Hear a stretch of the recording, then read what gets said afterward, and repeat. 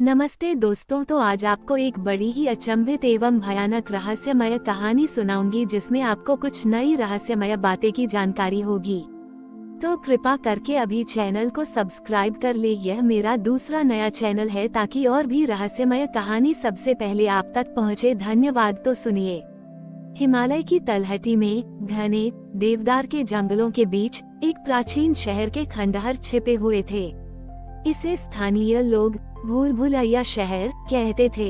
लोक कथाओं के अनुसार ये शहर कभी एक महान सभ्यता का केंद्र था, लेकिन किसी रहस्यमय कारण से इसके सभी निवासी एक रात अचानक गायब हो गए थे।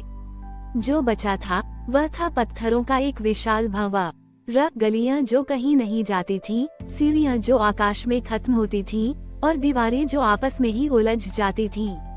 कहा जाता था कि इस शहर का कोई अदृश्य नक्शा था और जो इसे खोज लेता उसे ब्रह्मांड की भाषा समझ में आ जाती थी। आधुनिक युग में डॉक्टर माया शर्मा एक युवा और महत्वाकांक्षी क्रिप्टोग्राफर कूट लेखन विशेषज्ञ थी। वह प्राचीन कोड और रहस्यमय लेखन प्रणालियों को सुझाने में माहिर थी।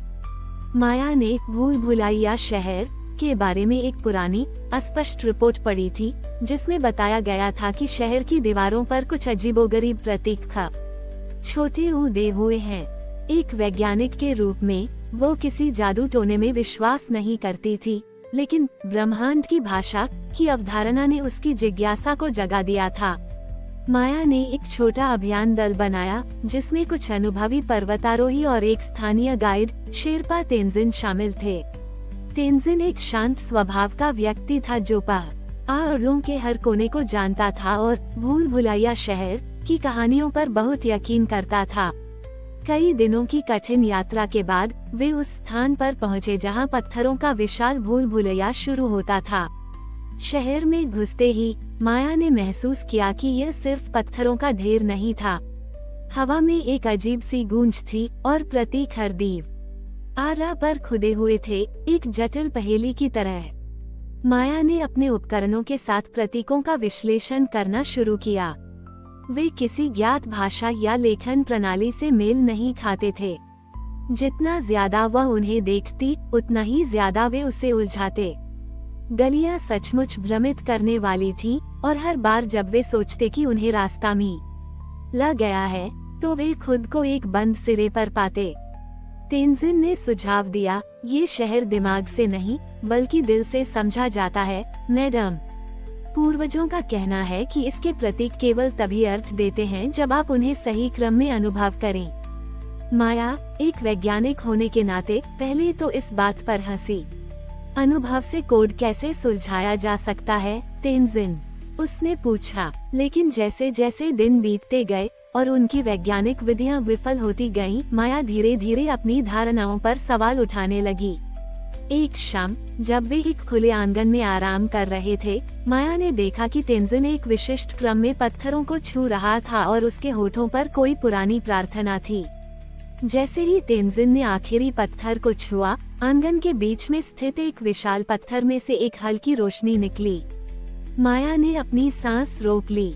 ये वैज्ञानिक रूप से असंभव था। तेंजिन ने माया की ओर देखा। मैडम, शायद हमें इन प्रतीकों को सिर्फ देखना नहीं चाहिए बल्कि महसूस करना चाहिए।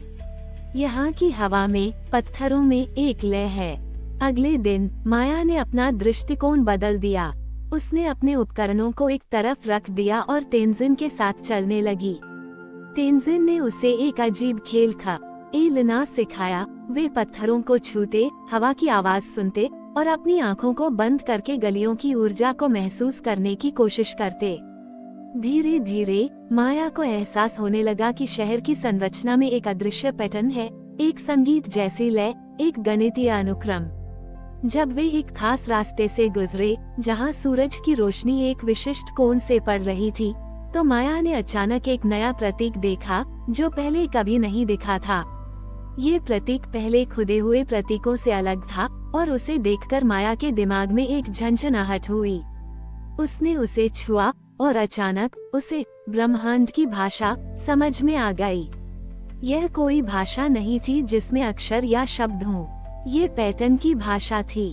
उसे समझ आया कि हर चीज एक बड़े पैटर्न का हिस्सा है। तारे कैसे घूमते हैं, नदियाँ कैसे बहती हैं, परमाणु कैसे जुड़ते हैं और यहाँ तक कि मानवीय भावनाएं कैसे काम करती हैं। वह जान गई कि शहर के प्रतीक केवल एक नक्शा नहीं थे, बल्कि ब्रह्मांड के नियमों का एक विजुअल प्रतिनिधित्व थे। शहर को भूल भुलैया इसलिए कहा जाता था क्योंकि इसे सुझाने का तरीका तार्किक नहीं बल्कि सहज ज्ञान युक्त था। माया ने उस ज्ञान को तुरंत साझा नहीं किया। वह जानती थी कि यह समझने के लिए दुनिया तैयार नहीं थी। उसने भूल भुलैया शहर के अदृश्य नक्शे को अपने भीतर समाहित कर लिया। वह वापस लौटी, लेकिन एक बदले हुए व्यक्ति के रूप में। उसने अपना शोध जारी रखा, लेकिन अब उसका उद्देश्य केवल कोड सुलझाना नहीं था, बल्कि मानवता को उस बड़े पैटर्न से जोड़ना था। वह जानती थी कि भूल भुलैया शहर के निवासियों का गायब होना उनका विनाश नहीं था, बल्कि ब्रह्मांड के साथ उनका विलय था, क्योंकि उन्होंने उसकी भाषा को पूरी तरह समझ लिया था। माया ने अपनी खोज के बारे में कभी सार्वजनिक रूप से बात नहीं की, लेकिन उसके काम में एक नई गहराई आ गई थी। वह अब न केवल जटिल कोड को सुलझा सकती थी, बल्कि लोगों और घटनाओं के बीच के अदृश्य पैटर्न को भी देख सकती थी। भूल भुलैया शहर का अदृश्य नक्शा अब उसके भीतर था और उसने उसे मानव जाति के लिए एक बेहतर भविष्य बनाने में मदद करने के लिए उपयोग करने का संकल्प लिया। भूल भुलैया शहर से लौटने के बाद डॉक्टर माया शर्मा का जीवन एक शांत लेकिन गहन परिवर्तन से गुजरा। उन्होंने अपनी प्रयोगशाला में घंटों बिताए, लेकिन अब उनका काम केवल डेटा और एल्गोरिदम तक सीमित नहीं था। ब्रह्मांड की भाषा को समझने के बाद वह न केवल कोड को तोड़ सकती थी, बल्कि उन अदृश्य पैटर्न को भी देख सकती थी जो विज्ञान, कला, प्रकृति और मानवीय संबंधों को आपस में जोड़ते थे। उन्होंने अपना ध्यान उन जटिल समस्याओं पर केंद्रित किया जिनका सामना मानवता कर रही थी: जलवायु परिवर्तन, सामाजिक असमानताएं और वैश्व छोटी ई का संघर्ष। पहले वो इन्हें अलग अलग चुनौतियों के रूप में देखती थी, लेकिन अब उसे समझ आया कि ये सभी एक बड़े उलझे हुए पैटर्न का हिस्सा थे। उसने उन डेटा सेटों में ऐसी लय और संबंध खोजना शुरू किया जो किसी और ने नहीं देखे थे। उनके सहकर्मी माया के काम में आए इस बदलाव से हैरान थे। वह अब केवल समस्याओं का समाधान नहीं सुझाती थी, बल्कि उनके मूल कारणों और उनके व्यापक प्रभावों को भी समझाती थी। उदाहरण के लिए, जब कोई जलवायु मॉडल प्रस्तुत किया जाता, तो माया न केवल संख्याओं और तापमानों पर बात करती, बल्कि यह भी बताती कि कैसे ये बदल मानवीय विस्थापन के पैटर्न या कुछ संस्कृतियों के लुप्त होने से जुड़े थे। माया ने अपने ज्ञान को सीधे तौर पर साझा नहीं किया, क्योंकि वह जानती थी कि दुनिया ब्रह्मांड की भाषा को समझने के लिए तैयार नहीं थी। इसके बजाय उसने अपनी अंतर्दृष्टि को ऐसे वैज्ञानिक पत्रों और लेखों में बुना जो भले ही सीधे तौर पर रहस्यमय न लगे, पर उनके भीतर एक गहरा एकीकृत दृष्टिकोण छिपा हो। उसने ऐसे समाधानों पर जोर दिया जो केवल तकनीकी नहीं थे, बल्कि मानवीय व्यवहार और प्रकृति के साथ सद्भाव को भी ध्यान में रखते थे। धीरे धीरे माया की प्रतिष्ठा एक ऐसे दूरदर्शी वैज्ञानिक के रूप में बढ़ने लगी जो जटिल प्रणालियों को दूसरों से बेहतर समझता था। उसे वैश्विक मंचों पर बोलने के लिए आमंत्रित किया जाने लगा, जहां वह सहज ज्ञान और एकीकृत सोच के महत्व पर बल देती थी। उसने कभी भी भूल भुलैया शहर या समय के पुष्प का जिक्र नहीं किया, लेकिन उसके हर शब्द में उस प्राचीन ज्ञान की गूंज थी जो उसने पत्थरों के बीच से सीखा था। शेरपा तेंजिन के साथ उसका संबंध गहरा हो गया था। तेंजिन अक्सर माया से मिलने आता और वे बिना शब्दों के घंटों पहाड़ों और ब्रह्मांड के पैटर्न पर बात करते। तेंजिन समझता था कि माया ने उस अदृश्य नक्शे को अपने भीतर समाहित कर लिया था और वह चुपचाप उसे दूसरों के साथ साझा करने में मदद कर रहा था। डॉक्टर माया शर्मा ने अपने जीवन के अंतिम पड़ाव तक उसी लगन और शांत दृढ़ता के साथ काम किया। उन्होंने कभी भी भूल भुलैया शहर के प्रत्यक्ष रहस्य को सार्वजनिक नहीं किया, लेकिन उनका हर शोध पत्र, हर व्याख्यान और हर सलाह उस अदृश्य नक्शे के ज्ञान से ओतप्रोत था। उन्होंने कई युवा वैज्ञानिकों और विचारकों को प्रेरित छोटी ईता किया कि वे समस्याओं को टुकड़ों में देखने के बजाय उन्हें एक बड़े जुड़े हुए पैटर्न के हिस्से के रूप में देखें।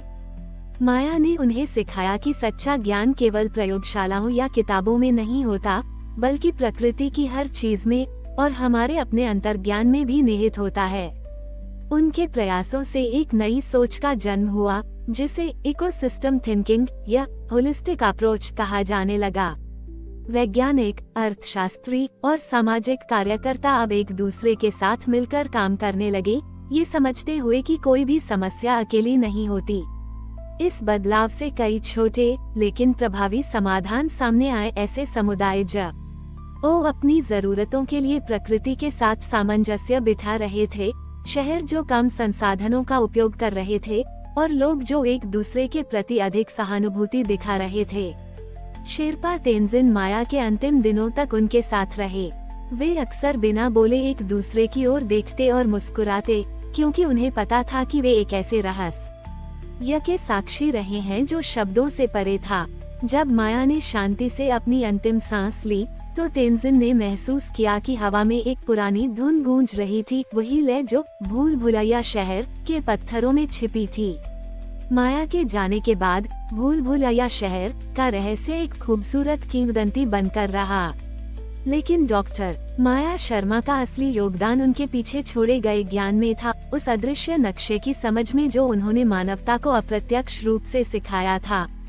आज भी जब कोई वैज्ञानिक या विचारक किसी जटिल समस्या पर विचार करता है और उसे अचानक एक सहज समाधान सूझता है, तो शायद वह अनजाने में ब्रह्मांड की भाषा के किसी छोटे सा अंश को समझ रहा होता है। और कहीं दूर हिमालय की तलहटी में भूल भुलैया शहर के खंडहर आज भी मौन खड़े हैं। उसके पत्थर अभी भी उन प्राचीन प्रतीकों को संजोए हुए हैं, जो किसी ऐसे यात्री का इंतजार कर रहे हैं जो न केवल उन्हें आंखों से देखे, बल्कि हृदय से भी महसूस करे, क्योंकि वह जानते हैं कि ब्रह्मांड की भाषा केवल तभी समझ में आती है जब आप स्वयं उसका एक हिस्सा बन जाते हैं, और सबसे बड़ा नक्शा हमेशा हमारे अपने भीतर छिपा होता है। हमारी और भी आध्यात्मिक एवं अनोखी कहानियाँ देखने के लिए हमारे चैनल पर जाएं तथा धार्मिक एवं पौराणिक अनोखी कहानियाँ हमारे चैनल पर है। कृपया जाके देखें तथा हमारे चैनल को सब्सक्राइब करके रखें और वीडियो लाइक जरूर करें। धन्यवाद।